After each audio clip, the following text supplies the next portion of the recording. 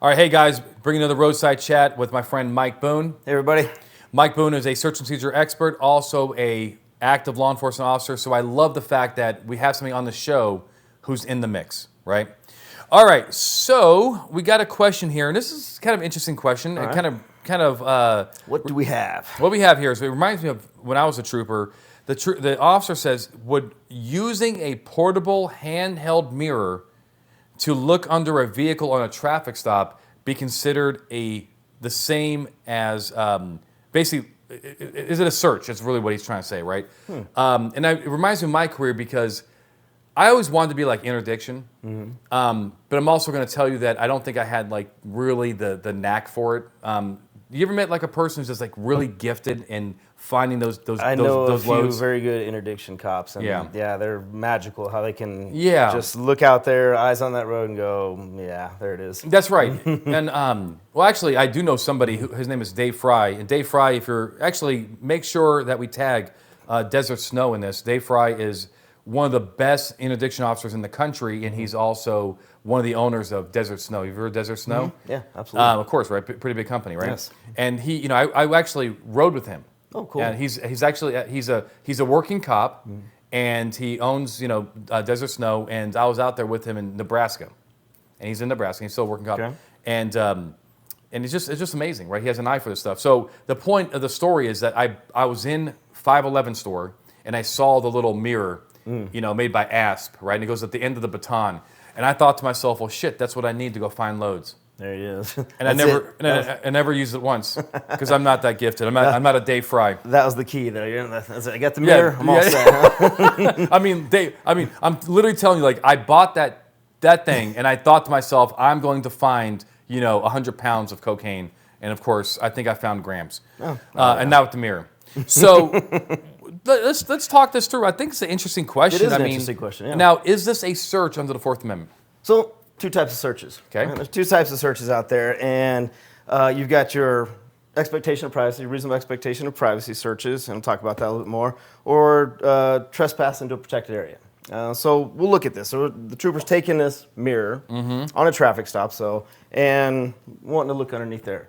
So let's look at the first one. Let's look at privacy. Privacy interest, Okay. right? So does a person have a legit or reasonable privacy interest on the undercarriage of their vehicle on a car they're driving around on the highway? And no. And really it comes from the case originally, Katz and the phone booth way back when, 1967. Yep. Right? And Katz was a prolific bookie, right? Living out in California That's area, right. and he'd make phone calls back to Florida, and I think Miami and Boston. Miami and Boston, right? Yeah. He would, do his bookie work there, but the catch was he knew the government was like, this guy's a little bit up to something here. Yeah, he knew the government was like looking at him. Yeah. Yeah. And he was right.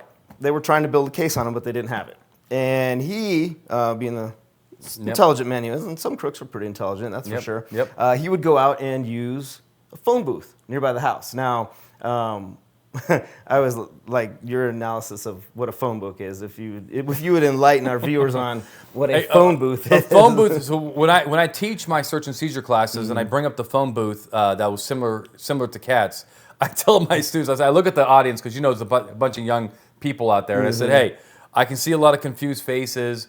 You're like, what the hell is that contraption? I don't see Superman coming out of it. And I say, that is basically a first-generation iPhone. First-generation iPhone, right? It's probably a lot smaller. Yeah, and so that's what Katz was using. He would go out there and he would use the phone booth. And here's a lot of the discussion in this case.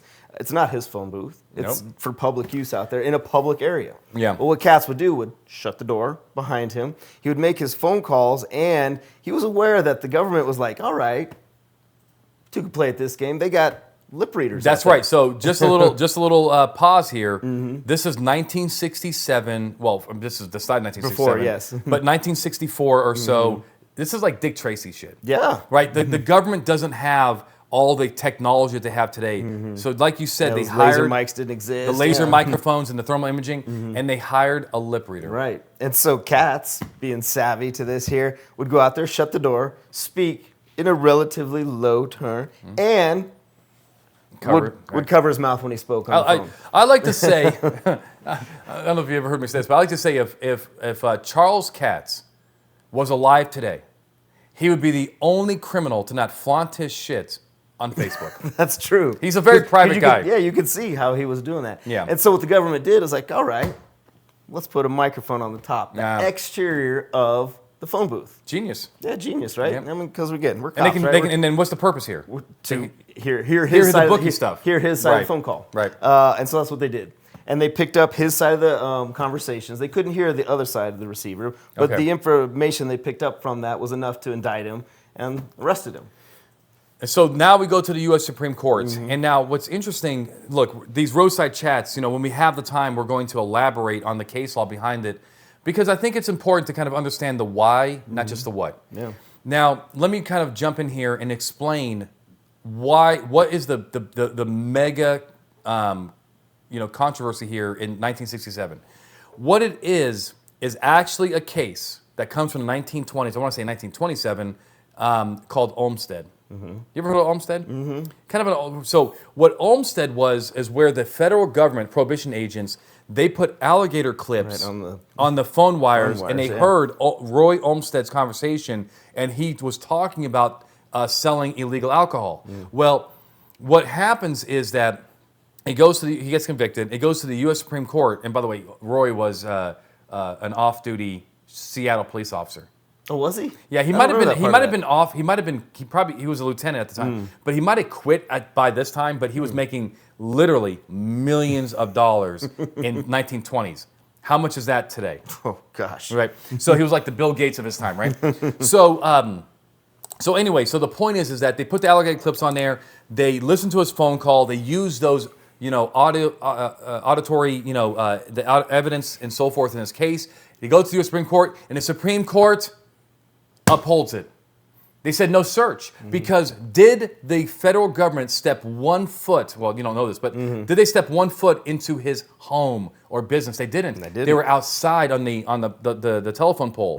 And so, according to the U.S. Supreme Court, it's all about trespass. Right. As long as you don't enter the person's protected property, you're fine. Now, going back to cats, you mentioned that they didn't go into the phone booth. They put the tape recorder on top. That he doesn't even own. But he doesn't own. But can there be an argument that at least temporary, when he puts his dime into the phone booth, he temporarily maybe possesses it lawfully like a rental car? Absolutely. Thank you. Absolutely. Thank you, because I think that's true. I think that, he doesn't own it, but he's lawfully possessing it like a hotel room. Yeah.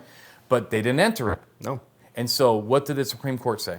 So the Supreme Court looked at this, and of course the government's argument, like, yeah, we did enter. Look at Olmsted. All we were doing was capturing voice waves coming from outside that phone booth. And the Supreme Court, and their wherewithal, and looking... The foresight the foresight they had to see that the future and the technology thing is like, hey, if we allow this, and again, a lot of what Katz did is part of what the court looked at in this here, like, his measures. Would you, a person in that similarly situated, feel like you had privacy in that, and the measures that he took? And so the courts looked at this. If we don't consider this an invasion of privacy, even though they didn't physically enter in here, then the Fourth Amendment is dead. It really is. I mean, I fast forward to today, like, the U.S. Supreme Court is really trying to get ahead of this, right? I mean, we have the 1960s, we have the ENIAC computer, we have, we're going to the moon.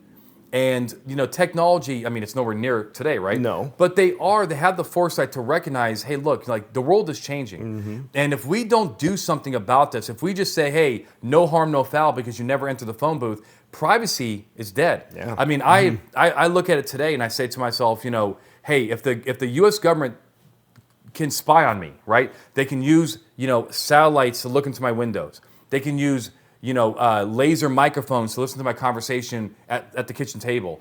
Not 1 foot into my house. Nope. They can use thermal imaging to scan my house at night. Can they see me walking around, going to the bathroom, having sex, or in the case of me, the lack thereof? They can do all that without stepping 1 foot into the house, right? Right. And so the U.S. Supreme Court said, hey, look, this is, and they don't, of course, this is way ahead of their time, right? But this is the case that puts a stop of it. Now, we're kind of running out of time here. Trespass. Comes from a case called Jones, right? Okay. And essentially prolific drug dealer in the D.C. area. I mean, good crook. Yeah, he's a good crook, You yeah. know, millions of dollars and pounds of dope. I love- yeah. And so they're investigating this guy. Originally, they did get a search warrant for a GPS tracker, but it expired. So they Okay. were past that, and they said, you know what? Yeah, we don't really need it anyway.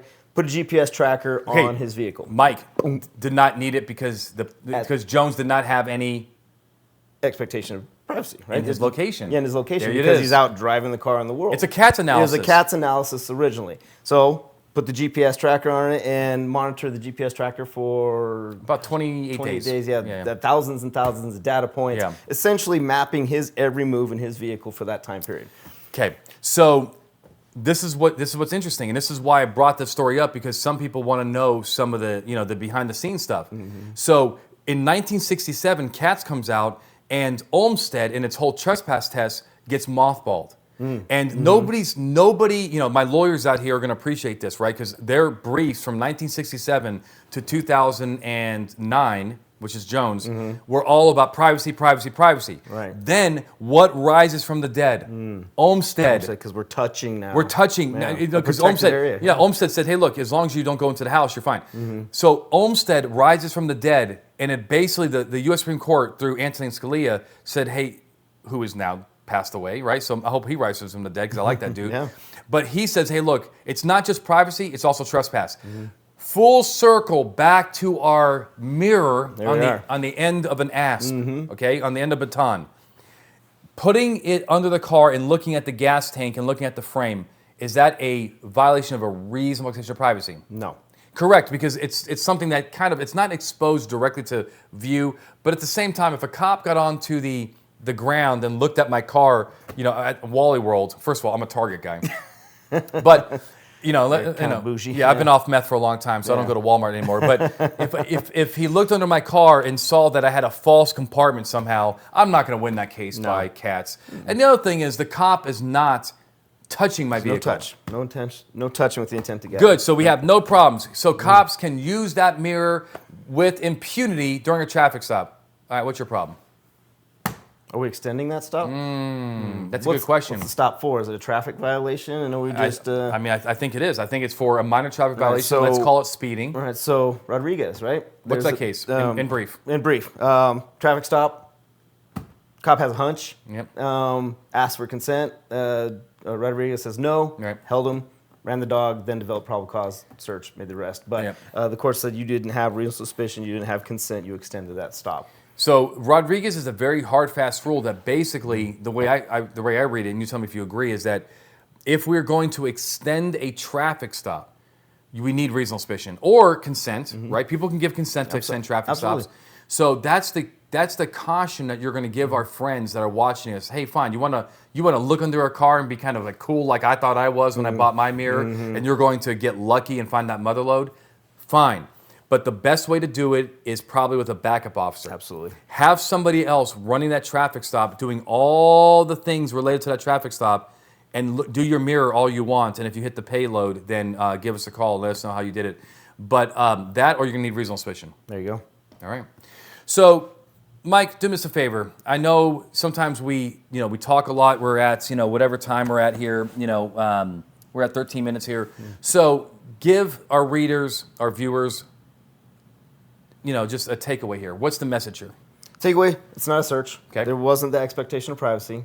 There was no touching with intent to gather information. So not a search using that mirror. But the caution, the big caution is here, if it's for a traffic violation without reasonable suspicion, you have to be very mindful of not extending that stop. You don't get free drug investigations on a blinker violation. And with that, cheers. Cheers, my friend. All right, guys, thank you for watching the Roadside Chat with Blue to Gold. Before you leave, please remember, hit the like button. It shows both of us a little bit of love, that you appreciate that we're taking our time to try to educate you guys on the law. Subscribe to the channel. Share with your friends. If you have any questions for us that you want us to answer, all you have to do is go to bluetogold.com/show. The link is below, and we'll have your question live, or not live, but also we'll answer it here on the Search and Seizure Roadside Chats. All right? All right. All right, my friends, stay safe.